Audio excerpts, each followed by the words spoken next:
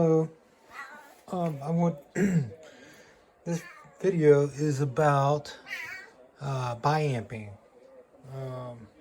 Not bi-wiring, but biamping with official biamp speakers.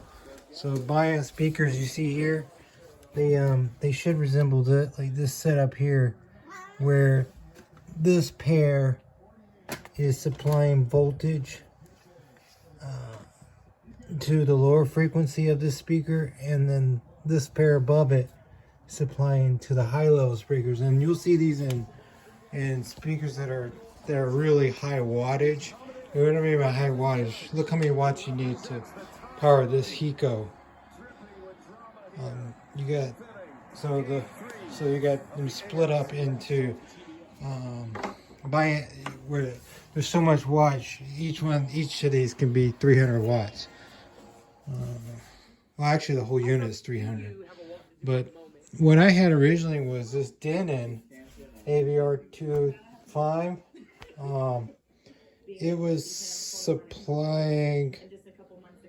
I had it supplying, doing jumping. You know, it was like it was just you would jump it. In other words, they would connect. You have this jumper going between the two, and you just use one connection. But the thing is, this Denon is only 100 watts, so what I was getting was distortion. It just wasn't clear too, and wasn't producing enough power. And so what you got to do in the biamping for this, biamping is very useful when you want to have more watts than your receiver. So this receiver is only 100 per channel, but now the technology got so advanced that you can buy 300 these Fosis, which are about anywhere from, brand new on Amazon with the power supply, which I recommend getting. Because some sell without it, but with it is about $80 to $90 on Amazon. It's the A07 Max, and these are 300 watt channels each, and this is suitable for 300 watt speaker. So this, so what I had to do is I got one of them originally, and I noticed, I put my ear to it, and I noticed that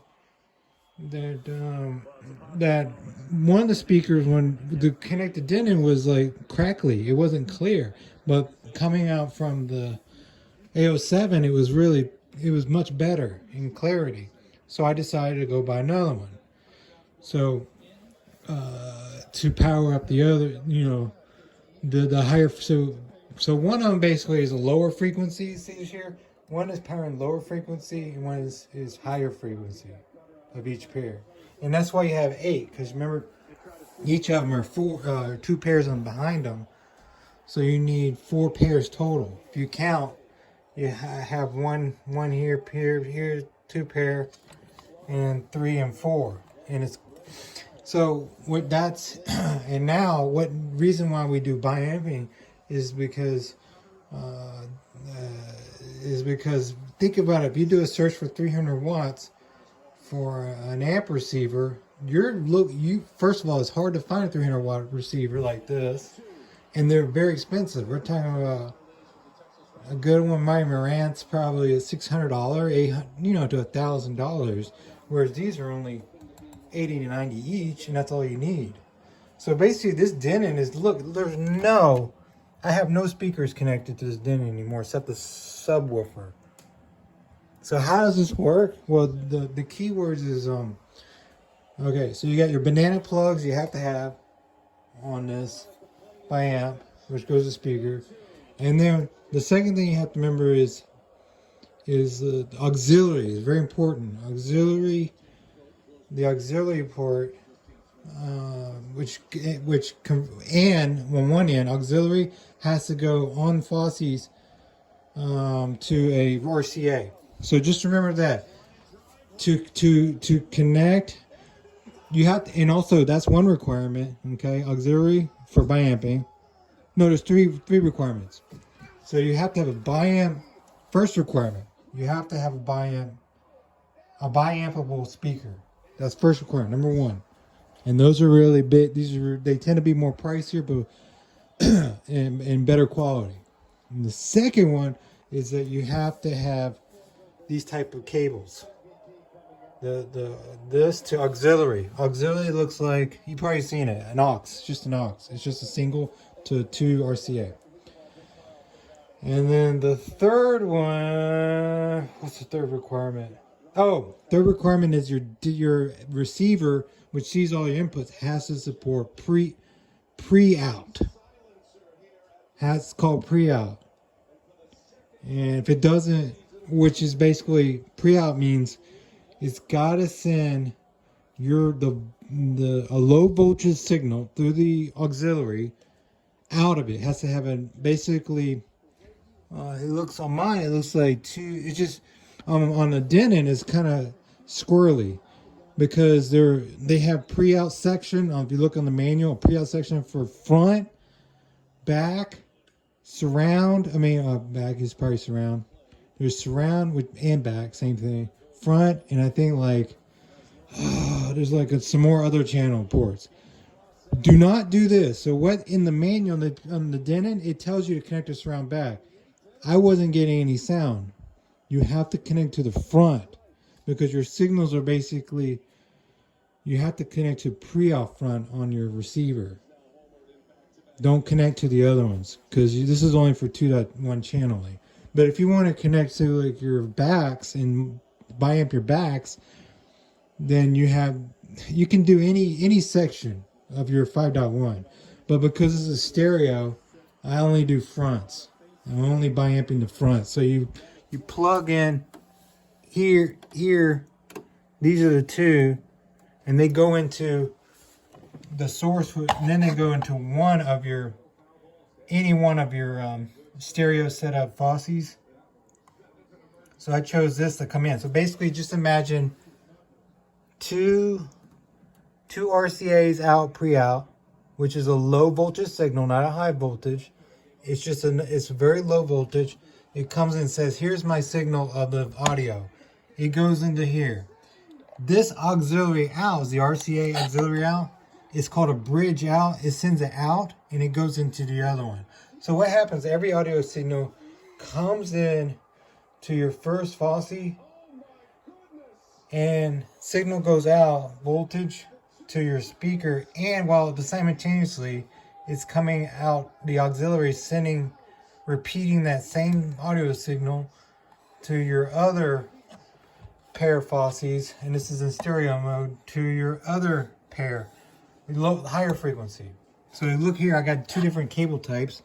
The only reason why they did that, they're the same banana plugs, but I intentionally bought different pair type, just based on cosmetically it look different.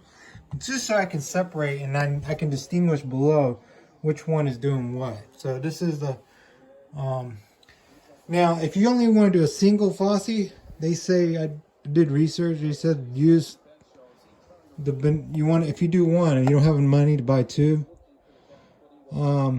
you can do it, but and then the Denon will do, still you have your Denon, the other one, the Denon's doing half the work for you, and then you have another Fosi doing you want to connect to the mids basically, because mids require more watts to push. The problem about that I noticed was the tonality. When you start mixing amps like that, you get like, one of them is Denon is so old, it was like not clear and the tonality is different. It's sort of like a mismatch of technologies as well, and wattage. So when you got one that's lower watts and then you got one higher watts, you have a delta effect of production being playing. So you end up having to want to buy it to really put everything loaded on the Fosis, which is 300 watts. So in other words, I'm having 300 watts sent to free mids and 300 watts going to lows on both speakers, maximizing the potential. I don't know if you can hear it now. Look, it's coming good. This is just watching. I'm watching the New York game with my cat, and you can hear. You can hear. Facing Jazz Chisholm now. It's pretty clear. On the ground, up the middle, that's through. Hit the lip of the grass. Unlikely Jimenez, even if he gloves it, will throw out Chisholm. The detail is phenomenal with biamping. So that's pretty much it. So to review bi-amping, in my opinion, this is how you should do it. Only do it if you're going to invest. You have to have an amp that supports pre-out. It doesn't matter what year it is. As long as it has to have a pre-out that supports where you can send that signal out, a low voltage audio signal out to your RCA to the Fosis. You have to have that. Otherwise, forget about Fosis. You can't even, but you have to upgrade your receiver to support it. That's one. Two, you need the bi-amp. You need bi-ampable speakers, low and you need a high and low frequency set splitting, because all right. And then third, of course, you're going to have the auxiliary cable, which goes to RCA, and you may have. That's an easy. I don't even. It doesn't come with the Fosis, so you'll have to probably purchase that. And that's about it. That's about it. If you, that's all I wanted to share with you, and I definitely think it's a good investment. The bi-amping, it's a good experience. Remember, also, when you buy amp, you will have to make sure you connect your pre-outs to the front speaker. On the RCA pre-out out, it has to be the front. They have to match with the actual speakers that are receiving that are designated to receive the signal on the Denon. That's about it. Take care.